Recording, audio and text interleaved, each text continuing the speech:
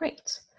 Well, welcome everybody to the first in Collective Minds Community Conversation Series. It's really great to see familiar faces from our virtual summer camp that we held mid-July, and then a lot of new faces as well, new faces and names. No obligation to turn on your video. So my name is Seema Patel. For those who don't know me, I'm a senior advisor at Collective Mind. Just a really quick background, just a couple of introductory remarks before I kick it over to Mary. So for those who weren't there, this series really came about from a 2-week virtual summer camp that Collective Mind held in mid-July.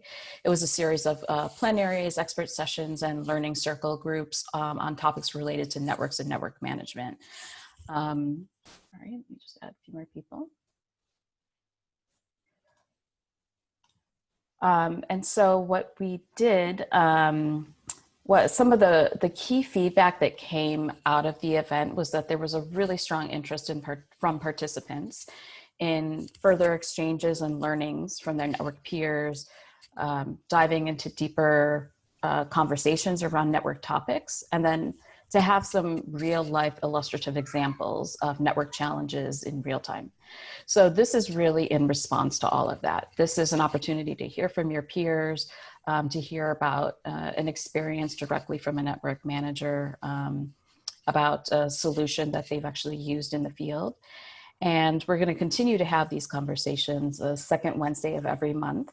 And these will be co-hosted with a rotating set of network managers on a new network topic or a new network experience, tool, or methodology every second Wednesday of every month at 9 a.m. US Eastern Standard Time. So the idea is really to have it be a conversation. So there's going to be a very light moderation from my end. And you can see that there's a list of potential topics. If everybody can see the slide that's up in this little box on the right, there's a list of potential topics that folks have said that they're interested in for future community conversations. These, when you register, and both from the virtual summer camp participants, these are some topics that were recurring themes of interest to a lot of folks. So there's definitely room for more. And I hope that these continue into 2021 and forever how long COVID continues. But if anybody knows anybody who's either you yourself are interested in hosting one of these topics, you have a particularly interesting experience around one of these topics, you have a good tool, a methodology, a process that you've used within your network that you think would be beneficial for others to learn from, you all have my email address. Just email me and let me know. And we'd love to put you into the rotation. And then one additional plug I just want to mention is that in parallel to hosting these community conversations, Collective Mind is also going to be announcing a number of new courses, trainings, one-on-one advisory sessions. That announcement will come out in the next week or so. So I would definitely encourage you to sign up for our newsletter. If you are not signed up already, I'll paste that newsletter sign up link in the chat. And then we're also having a recurring set of Network 101 sessions hosted by our founder, Kristen Tebe. And this will be about learning about the basics of networks, an introduction to Collective Mind's proprietary diagnostic tool. The first one's going to be held on Wednesday, September 28th. So also if you're interested in kind of getting a briefing about networks, hope you'll join us for one of those in this series, and those will be recurring the last Wednesday of every month. So I'm going to jump right into the conversation from here.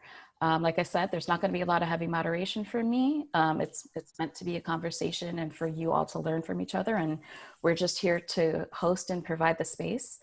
So at the end, we're going to try something a little bit new with the raise hand feature during the Q&A, but for now, well, I'll get to that in a moment. So if you do have any questions, I recommend holding them until the end, until Mary gets through her presentation, and then we'll go from there.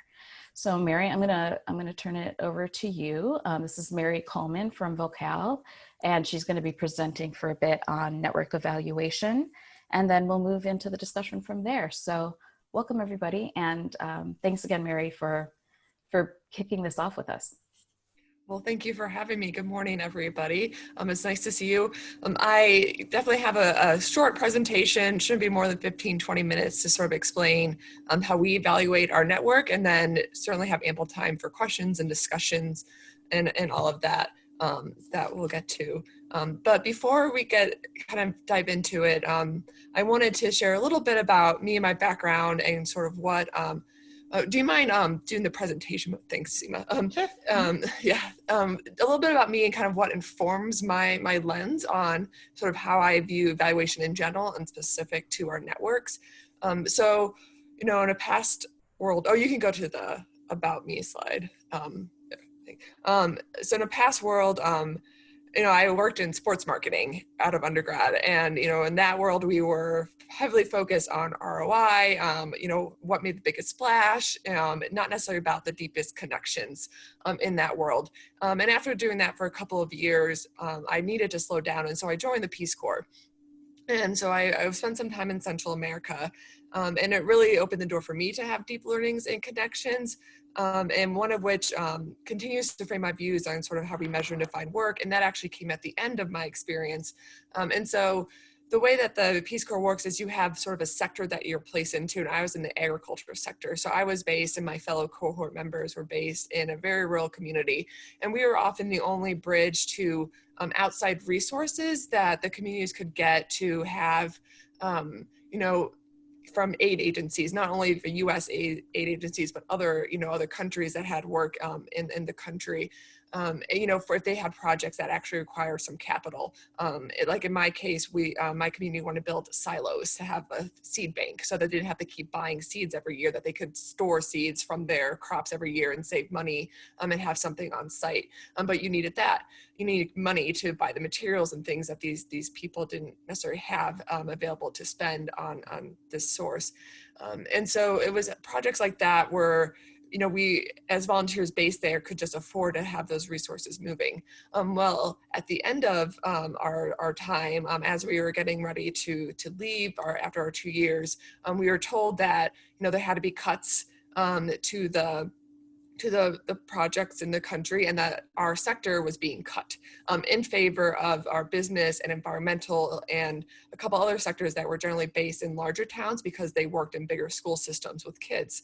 And the reason why was because they had bigger numbers that they could show that they were supporting. So while we could generally say, I helped 5 farmers with this project, they could say I helped 500 kids with this business course or something like that, and that's what mattered in the end. And it just felt like we were supporting the people in the lifeboats, not in the water, because generally in towns too, they had access to resources. Aid agencies were based there as well. There were internet cafes and ways to research that, communities where we were at just wasn't. And at the time I didn't realize, just felt sort of, just felt kind of icky and how that all went down. But, fast forward to, where I ended up now and working in the social sector and with a fellowship program in network management, I really just want to think about, where is support needed most and how can we focus on that and the qualitative over the quantitative of the nature of our work, especially in networks. And also understand that impact isn't overnight. And if you focus on the numbers, you miss the big picture and you miss that long-term impact. Is it how many people attended a webinar training or view a resource, or is it what the few people who did attend that or viewed that resource did with it? What's really important, what's really valuable in it. And when you can't see impact for years, how do you define success now? In our interventions as network managers.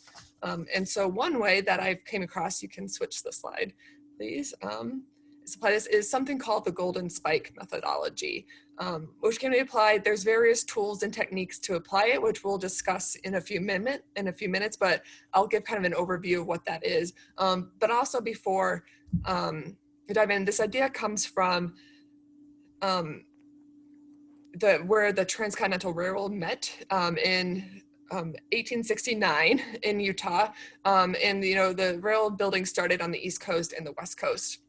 they're coming in, and neither side had to get all the way to the other coast. They just had to meet, and and then it would be considered a success for both sides. As you can see, it meant in Utah, because the Rocky Mountains took that much longer to break through than it did coming across the plains and from the eastern side of things. And again, they didn't have to make it all the way. They just had to make it to the certain point in Utah, which had a big ceremony with an official, golden spike and all of that. But I did want to acknowledge, though, that while this was a crowning engineer achievement, it didn't come without great human sacrifice. As much of the labor was slave or forced, especially from the Black, Indigenous, and Asian communities here. And so I just want to acknowledge that, how we do land acknowledgements now. I'm here in Colorado, which is largely from Arapaho land. While this was an achievement that, set up this framework, but it was done with stolen land and stolen labor. And so I just wanted to recognize that before we moved on as well. And so, but if with this actual, but now, how it's used in the evaluation world, and you can search this, and there's a lot of scholarly articles, frameworks, if you really want to dive into kind of what's out there. But at the most basic level, this is asking you to determine, what is your golden spike? What about your work is a catalytic moment, where you can assume successful outcomes moving forward. Where do you need to get to, and trust that the other side sort of has it from there. In it. So if you provide a knowledge library for your network, how can you find or measure the impact for those who use it, whether it's immediately or at some point in the future? And what's nice about this is it alleviates the burden of you trying to do everything. You don't have to do more than provide a resource. If you can demonstrate that intervention, that resource does have short-term or long-term impact.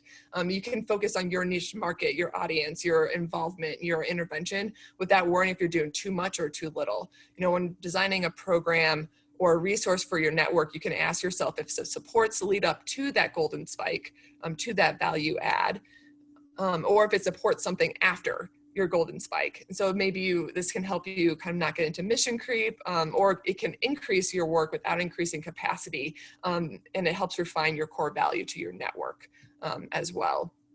And so, maybe, you can also brainstorm and think about this with your staff internally, using feedback surveys or data that you collect about your programming from your members and all of that. But you can also open the door to be inclusive and involve your networks in the process, where you can step back and think about your impact on their work, and kind of determine that golden spike together, and how they see you adding value to their work. If you don't already have sort of that information collected, depends on how new you are to the field or how new your network is as well. And so I'm going to now talk about how we kind of applied this at Voqal for our fellowship program specifically. But before I go into those and then answer questions, I want to share like a short 2-minute video about our fellowship program, just so you understand it a little bit more before we get into the specifics of the evaluation.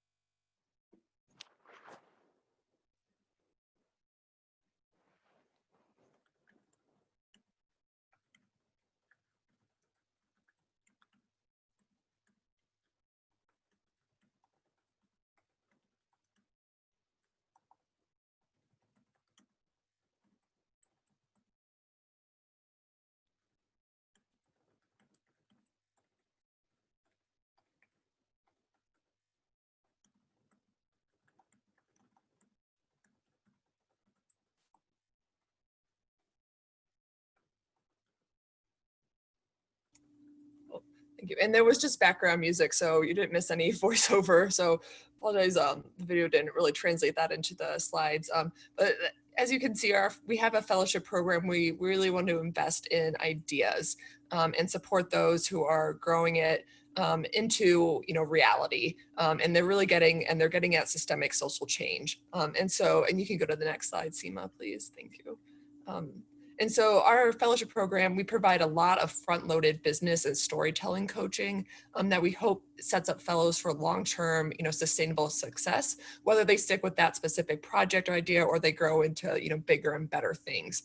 But we need to figure out, is that front-loaded business coaching storytelling actually doing that? Is it setting them up? Is that our golden spike? Is it actually going to, get them to a point where they can then go to the rest of the coast without us? And so we worked with coaches over, and I showed Sept, this is also new. We're just sort of implementing this framework right now. So I don't have a lot of information about results, but I can tell you how we set it up so that we can work this. And so this is sort of our kind of understanding of how we're building this. And so working with some coaches, we developed a curriculum that's focused on 3 different aspects: the story of self, so who they are, what they bring to this, to entrepreneurship, to this idea, the story of venture. So how does the actual, project, whether it be a business or a platform or, whatever they're doing, how is that, part of the story? And the story of future, how is it going to make a difference in the world? And so using that, the coaches, have their methodologies to address each of those through these kind of this provided through column that you can see. But in getting that, we also need to go, but is this curriculum, are these things that we're providing trainings on, resources on, is it actually going to build competencies? And so I did a lot of research on different competencies, generally in the business world, because there is, reality of the logistics of bringing ideas to life. And so we sort of refined into 6 categories, these ones on the left column in the competency areas. That, where they can go to, because it can also translate whether they're starting a nonprofit or a social sort of enterprise, or if they're doing a more traditional business model. Do they know how to find opportunities? Do they know how to build relationships with their audience members? Can they conceptualize, the big picture and not get so bogged down in the weeds on time? Can they organize their staff and their community to help them in the work, while also being strategic and showing the commitment? And so we really, once we had those things, we looked at these sort of each step we were doing along the way to make sure they did correlate with one another. And once we were able to sort of determine that and come up with how there was a clear step to get to a point, well, then we sort of had our golden spike. So if we can build competencies in these 6 areas through our curriculum, then we can be confident that after they leave this program for 6 months, that they, have the foundation to be really successful and, as I said, either continuing that project or using those if they need to start something else at some point in their career, in that trajectory. And we do share this with the fellows at the beginning. This cohort, our 2020 cohort, was the first one that really had this very specific curriculum, and we're using this evaluation model on. But we shared this with them to make sure that they understood sort of what this intervention was all about, and how we saw it supporting them in their work. And so we do evaluate this through a few different methods. We have a standard kind of interim and final report process, so we can get a qualitative understanding of, what's working, what's successful, what's challenging, whether it's our program or more broadly, so that we can think about other resources to bring in or start using that to refine this as we move, cohort to cohort. We also work with the coaches so we can get it from their perspective on what's working, what's not, how they're understanding this playing out in real time and not just in a theory in our heads, on a Word document. And did they have enough time to address these competencies? Was it too much over 6 months? Should we refine it even more? Things like that. And those are things we're still sort of working out right now as this cohort wraps up and we get ready to bring in our next one next year. But one of the main things too is we do ask each fellow to fill out a 60-question survey that has 10 questions that get at each of these competencies areas, just to understand where they are at the start and where they are at the end. And if you go to the next slide, you can see some sample questions that we do. We ask them one of these things like, do you agree that you have skills in these different kind of things. Like I said, this is just a sampling. And there's 60, so 10 for each of those areas. And then we'll ask them to do at the beginning when we kick off in January. And then at the end, we'll ask them to fill out the same questionnaire so we can start measuring, did we actually move them, build skills, and maybe not in all the areas for all the fellows, but did some of them gain some of these skills and feel more, or at least feel more confident in how they have these to show up. And then if we see that happening, we would consider that a success.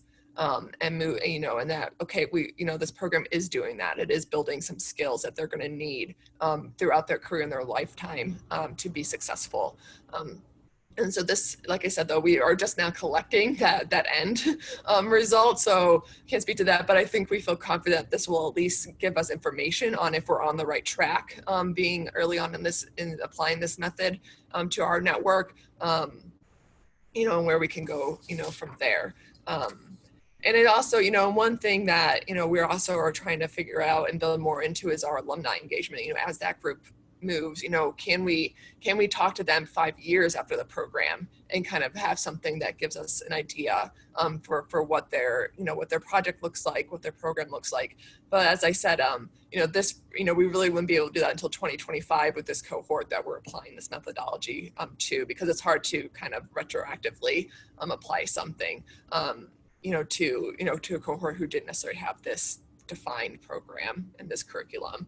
So there's, it's always like anything in networks, it's always evolving and kind of refining as we learn more and as we try and meet the needs as different people come in to our program, as we have more capacity as staff and as our, our internal resources to grow our programming and our engagement efforts as well.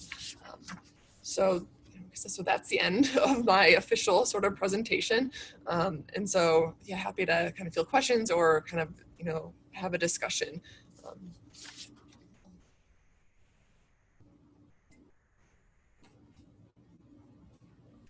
Yeah, I mean, I was originally going to have folks use the raise hand function, but I think just to have it be a little bit more informal, just if you have a question, just go ahead and unmute and go ahead and feel free to either ask a question or add a comment or your own experience when it comes to different network evaluation methodologies.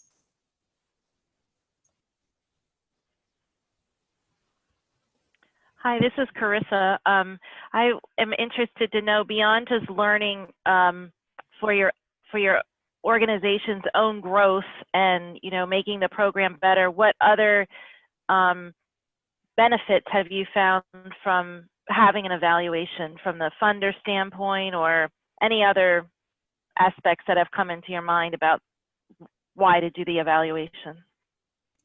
Well, that's a good question. Well, I think it would definitely help prove your value or, your strengths to a funder. We don't need to seek outside funding, so I can't speak to a specific experience of using it to appeal to them.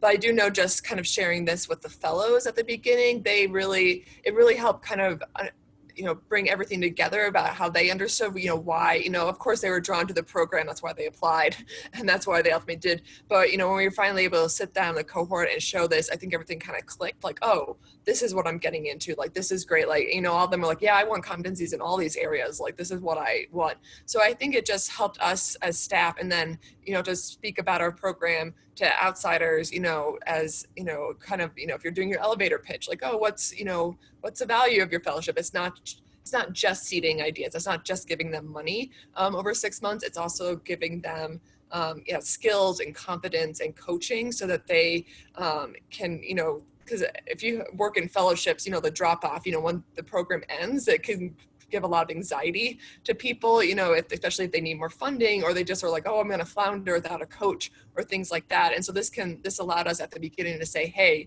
we know that will creep up on you most likely, but just remember that, like, this is like setting you up so that you can, like, not feel so anxious when we're leaving. And I can see that definitely translating to, if you have to appeal to funders, and to really prove your value and what you're setting up for long-term success. And even if it's not even if it's providing resources or convenings or things like that, like how does that provide value to folks that they wouldn't otherwise get?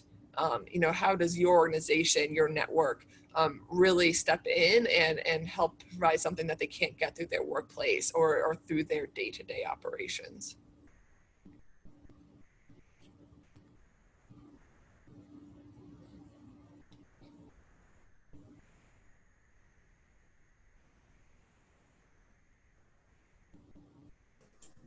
I've got a question. My name is Rose, and that's really interesting to see this example. So thank you, Mary. I'm curious about, so it sounds like that table you had shown us with the competencies was key for developing then the survey that you've used a few times. And I was wondering if you could talk us through a little bit more how you developed the content in that table so we could sort of maybe extrapolate to our own networks. Yeah, absolutely. Well, I think we first started with looking at kind of the third column, the curriculum, because that was our core. That was where we really wanted to spend a lot of time in what we're doing. And like I said, we worked with coaches. We, kind of did some focus groups with current or with, alumni, with fellows to really understand kind of what they liked about the program as it was, and what they, they wish they had during it. But we realized we need a structure, because beforehand it was like, oh, let's have monthly calls and have them chat and things like that. And we realized that was great in one aspect, but it didn't necessarily provide, training and skills and building that. And I think that's when that's where we understood a lot of the anxiety was coming from in our fellows, because that's where we got a lot of feedback. And we were really sensitive to that as staff. I was like, we want them to know that like we still believe in them, even though this resource, like our particular one, is leaving. We didn't want them to feel this anxiety, this, nervousness for what they are, because we really believed in them.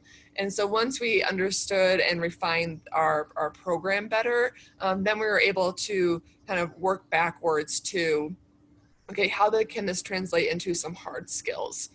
How can we use this to help our coaches refine, each training and session that they do, whether it was with the group or one-on-one sessions. And how can we make sure that we're actually doing it, that we don't just say this is a curriculum, but this is actually how the story of self comes out. And so that's where that last column provided through.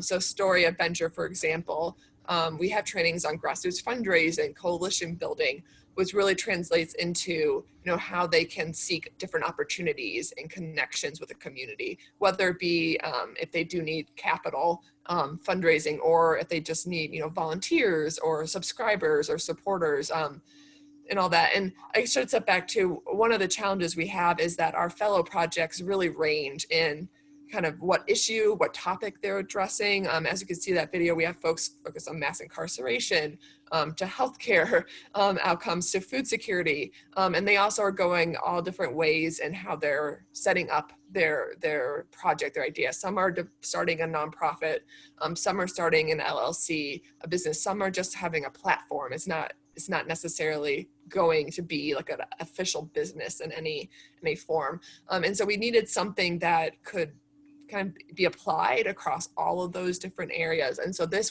gave us the most room to do that, where we weren't, just focused on, oh, here's all the legal implications of starting a nonprofit, but like, here are the things you should be considering when doing it, when anybody's doing it. You should be considered, what are your opportunities? And here is like the ways that you can fundraise or coalition build.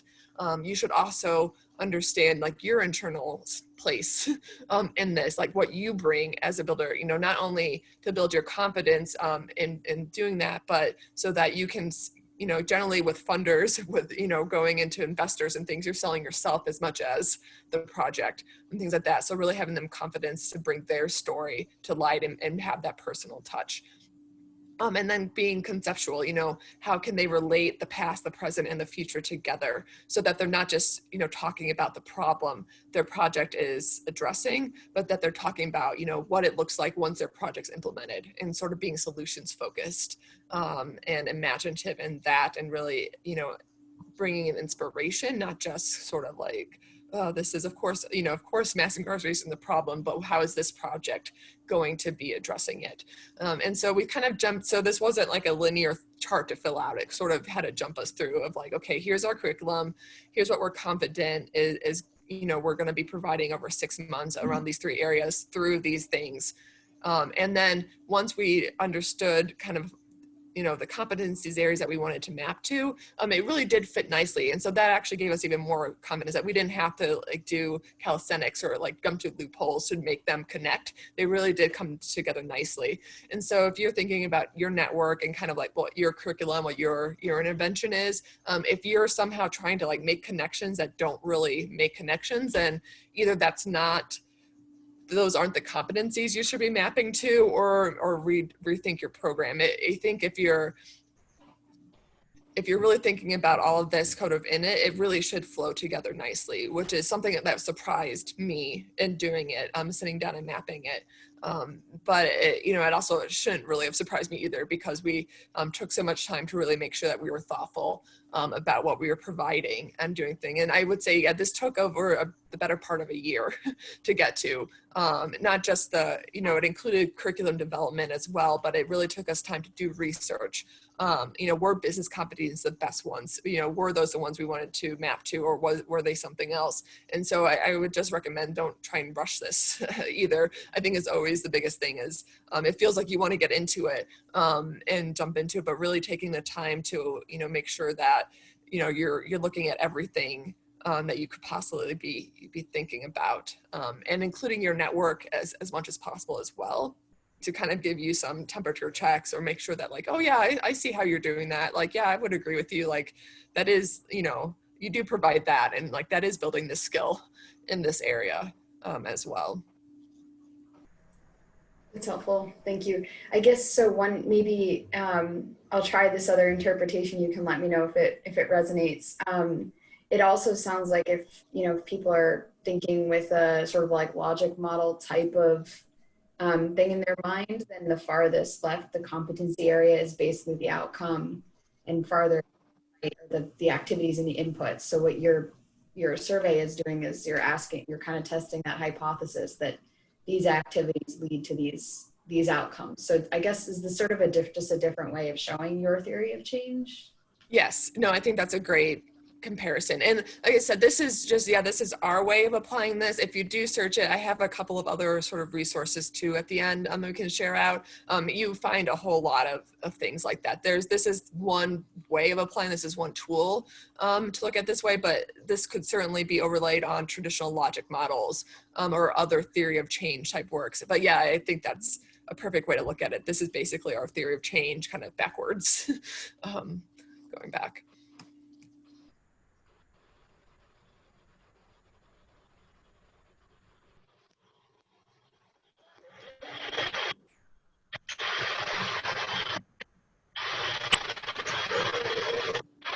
Mary, I actually have a question. I know one of the things that came up at Virtual Summer Camp around methodologies in particular for engaging networks is this idea of survey fatigue, and that there's difficulty in finding other ways to capture inputs and feedback to get the results for an evaluation. What's been your experience in getting around this, like with this type of methodology? Yeah, well, yes, that's always a challenge. I completely understand and have had that in other roles and other programs as well. I think the general advice, I keep in mind and that I always try and do is to be upfront about how you're using the information and how it's going to help not only you as a staff person doing the design, but will help them ultimately as well. And so that's one of the reasons why we shared this and shared our evaluation, our theory of change with our cohorts at the beginning. And we'll continue to do so.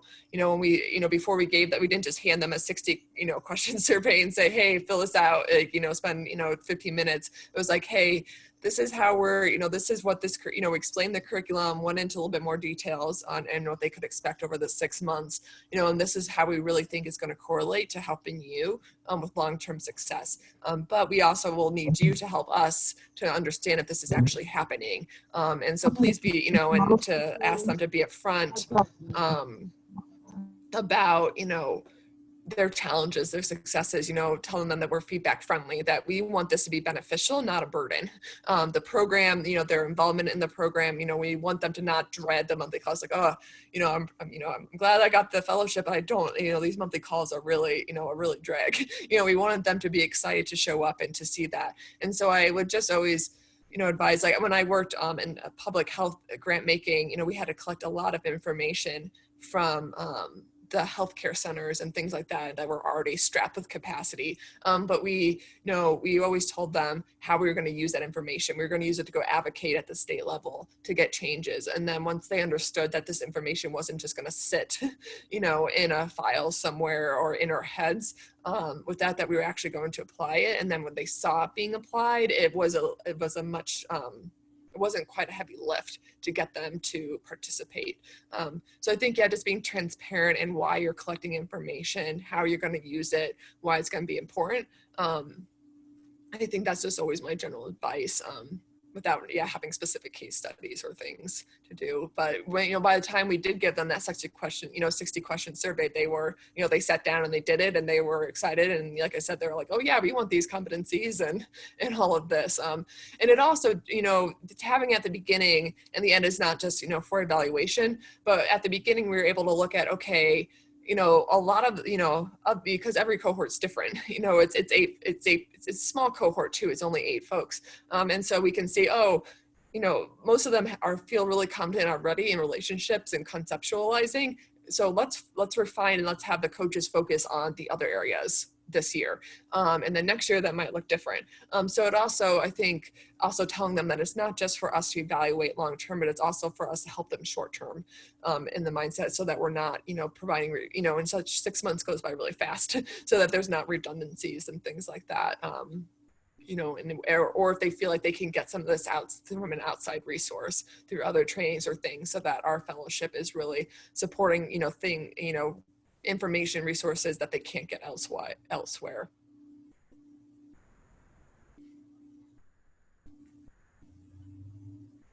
Hi, Mary. I had a question, if no one else is going to voice in. So first off, I think this is a great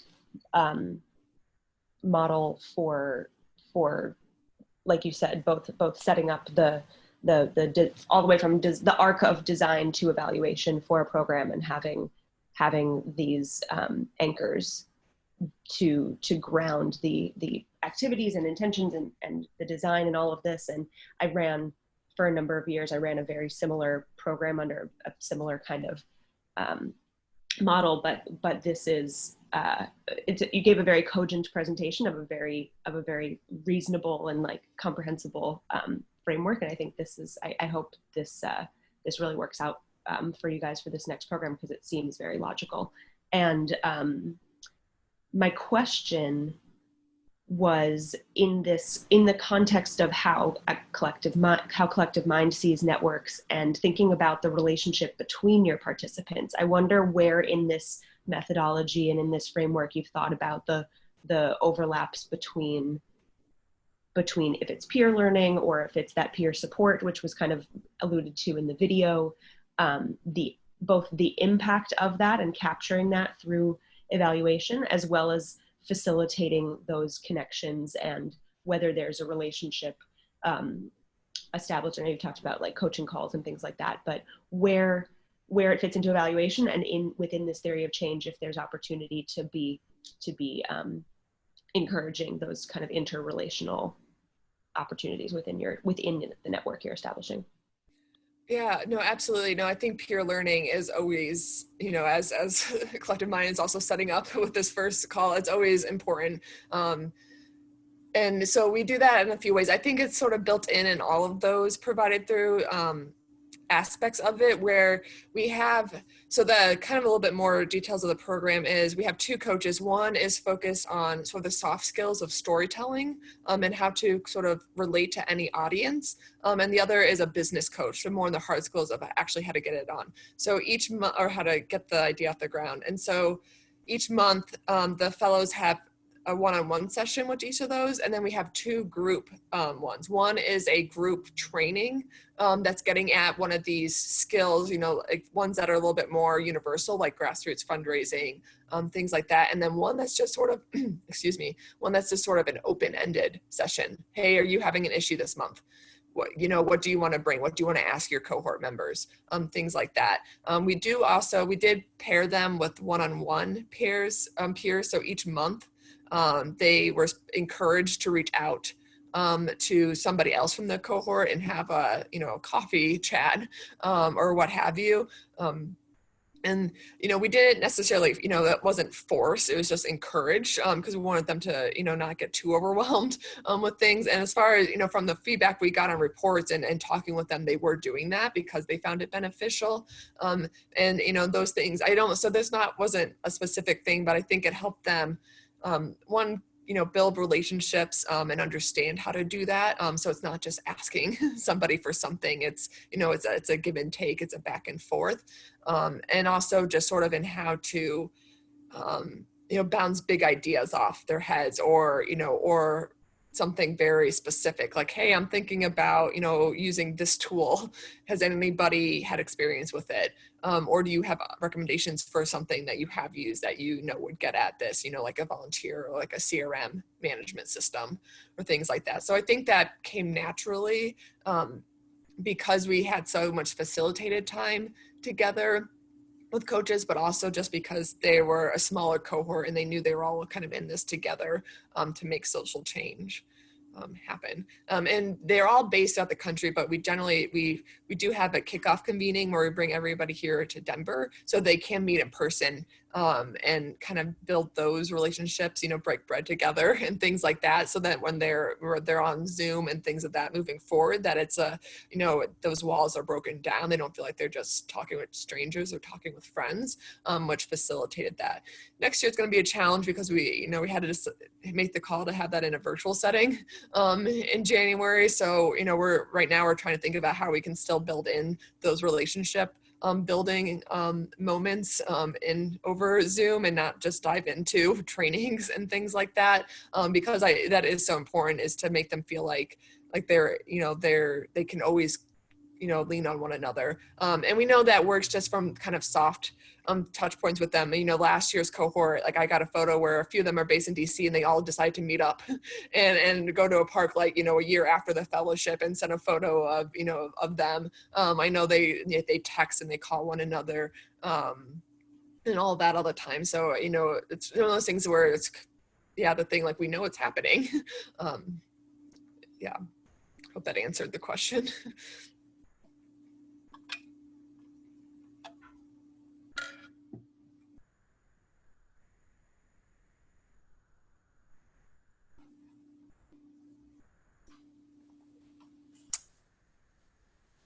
I had a question actually for other folks on the call, if anybody wanted to jump in. In terms of other network evaluation methods, like understanding that what Voqal is doing is very, excuse me, specific to this cohort program, this fellowship program that they run. Are there other sort of successful examples of network, excuse me, network evaluation methods that other folks have tried within their networked organization or network framework that they think that would be helpful to share with the rest of the group, and just sort of mention what about it was most successful?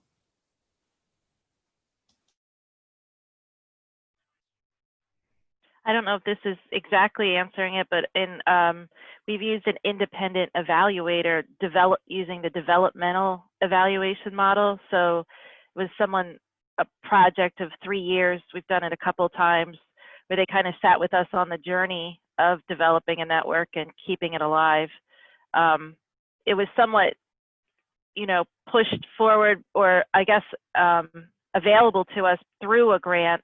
But I think the payoff by having an independent person evaluating and setting up the tools for us and having team check-ins and reflecting back on us was really powerful. And I like this methodology, developmental evaluation. So it's like it looks very much like what Mary's doing. It's all along the way. It's not just like waiting till the end to do the evaluation. You're doing it and changing and agile all along the way.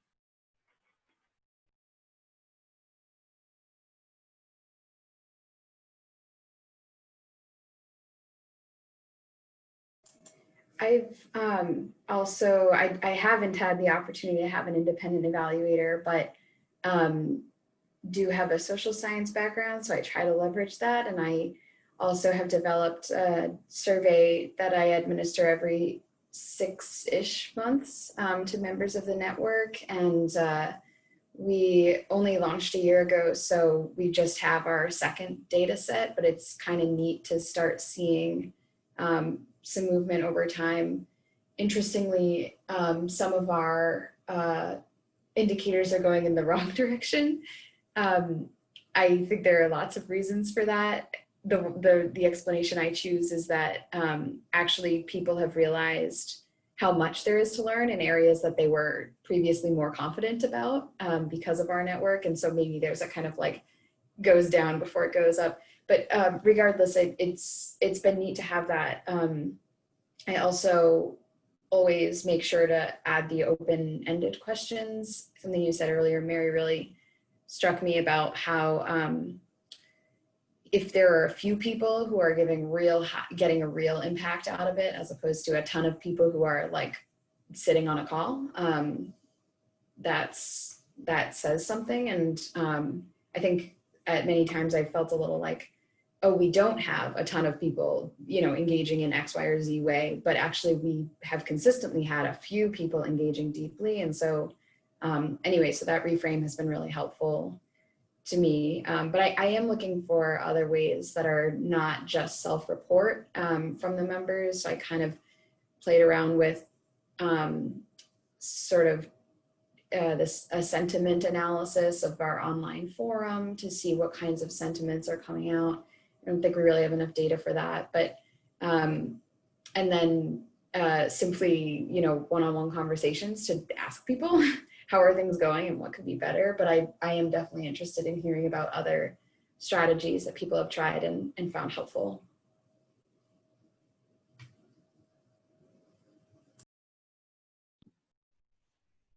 Rose, I would, that what you described about it actually looks like you're having a negative impact because of the self-awareness that's exactly something that I've dealt with in programs that I've run. And it's because largely you're relying on self-reporting, and the baseline that you're setting up is the big difference that we're not accounting for in that is the impact of, so it's not just the self-reporting on confidence, has that gone up or gone down in these certain capacity areas or self-perception or whatever it is, but somehow also capturing whether this has been important to shaping the journey of the program or the fellowship has been important to shaping that level of self-awareness. So unfortunately, I'm forgetting the exact terminology that I used to refine the questions, but rather that not refine the questions, but adding another layer of questions that attended to in a way that's not, you can't compare it to the baseline. It's really just for contextualizing the results. So adding another layer of questions that contextualizes in a very simplistic way. And I'm so sorry that it just escaped me that what the phrasing was, but basically to the extent of, has this change been positive for you after asking what needs to be, without influencing the question that is relative to the baseline, just being able to provide context. Because like you said, that it's making a difference, and that the questioning is because there's greater tools and resources and self-awareness to see how much farther you want to go, and you're setting a new baseline for yourself. So being able to supplement with those kinds of questions, I found really helpful. That's great, thank you. I think I might at least add something qualitative afterwards to get a sense of people's actual thinking around it, but I'll look into that more. It's also really helpful to hear that you've had similar experiences. 100%. And I'm a fan of asking qualitative questions in the form of quantitative, or asking for qualitative information in the form of quantitative. So if you're able to ask something that, you know, it's a yes, no, maybe, that is at least generating some sort of tangible result that you can demonstrate more easily than having to interpret and analyze open answer questions, but really anticipating through the question how it's most representative and without, you know, assumptions or bias as best you can of what that intention kind of is. Great, thank you. This might be breaking every rule of evaluation, but I feel like I've been in Rose's shoes before, especially with something new, and knowing something great was happening, but the way I had set up the evaluation wasn't capturing it. So I know you can't necessarily change the goalposts once you set them, but in a way it makes you think, are the things that I'm asking to be evaluated truly being, you know, maybe the way I wrote the questions, or actually maybe there's a lot more value here that you could spend time thinking about what you want to be, what that value is and how to ask for that. So I think if you have a feeling things are going well, then it is probably going well, and you can dig deeper into more nuances and more levels of things you're doing that you might not have considered when you set up the evaluation. Yeah, that's a great point. I didn't, as you said, I didn't change the baselines, but I did add some new questions in the second time around, knowing that we wouldn't be able to compare, but we'd get useful information. And I should say that not all of the indicators are going in the wrong direction. It's a subset of them, which I do think is really interesting. It's a subset we haven't really focused on, but that probably means that there is, like I said, greater awareness, or it's a fluke. Of course, that's the other possibility.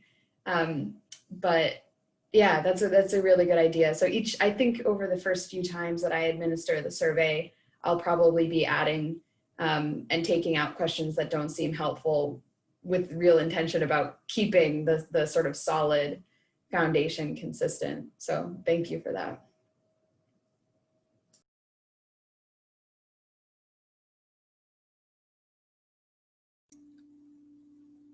Yeah, I would just, I think the kind of the higher you can get with thinking about this, especially at the beginning as you're setting up, the better. I mean, I also do our evaluation for our grant making work, which is, much more hands off. And so in that way, we don't ask our community, our network for information. We do it all based on what they send us in their application and their reports. And then we map everything across it and survey, and align things with that theory of change that looks different. I give an example, like for, if you're, do you work in like animal welfare, do you actually need information from individual shelters or things of that, what they're doing, or can you look at county levels? Like, do you actually need to get that, or can you see like how many pets are being euthanized in a county, every quarter or something? And do you see that trend going down? Because that means, your intervention isn't the only thing that's supporting that, but it's you can say that it's supporting this trend in whatever area you're looking at. So I think always thinking about how you can think about really big impact and not get so bogged down in the weeds of this can really also freeze you up, because evaluation can be really overwhelming when you're trying to think about things and design surveys and figure out like, oh, is this the right thing to ask if it's not? But kind of getting that and refining it into the bigger picture can really, really support it. And so here are some other resources. These aren't necessarily for the golden spike method. Again, you can search that if that's appealing to you and get a lot of articles and other kind of applications to it. But these are resources that also kind of think about the big picture and looking at outcomes that might not be immediate, like when you're doing advocacy and things like that. I really encourage, if you don't already know about the Center for Evaluation Innovation, they have a lot of great tools and resources and guides to kind of help you ask questions of yourself about like what you really need in evaluation and different kind of ways to go about setting that up. That was how I was introduced to the Golden Spike method, and they definitely have other ones and other ways of kind of bringing that tool into your network, into your work. Yeah, Boulder Advocacy is a group that's obviously focused on advocacy, and so even if you don't do advocacy work, if you're not in the political arena, again, it might be just good to read through this specific tool, evaluating advocacy, because it's a group of folks that are thinking about long-term outcomes and how they can really think about what today's door knocking is going to do for something that might not come to fruition for years to come, whether it be at state or federal levels or things like that. Obviously very specific to U.S. politics, but I'm sure it can be applied to other scenarios as well. And then Grassroots Solution is a group that again is helping organizers, people on the ground, understand how that work is going to make a difference in years to come. And so just some things that might spur your thinking, get you thinking about, how to kind of step back from your day-to-day role, your day-to-day kind of operations and interventions, and really think about kind of long-term, because I think that's the key with evaluation, is always sort of taking one step back. And as other folks have pointed out, is keep asking questions and refining and saying, wait, is this actually it? Or is this too much in the am I not seeing the forest through the trees type of scenario? Yeah, thank you. This is great. We're actually right on time just for the hour. This was a really great conversation, and thanks so much, Mary, for presenting on this particular program and this particular methodology. I hope that these continue. If anybody has any, like I mentioned before, any additional topics other than what was listed on that slide I had up earlier, or is interested in actually just presenting on an experience that they've had within their own network that they think would be a good learning experience, let me just pull that back up. You have my email. Please do reach out and continue to stay engaged.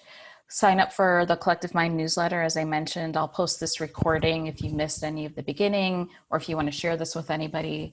But also, we're going to have a number of new Collective Mind offerings for network managers and leaders coming up.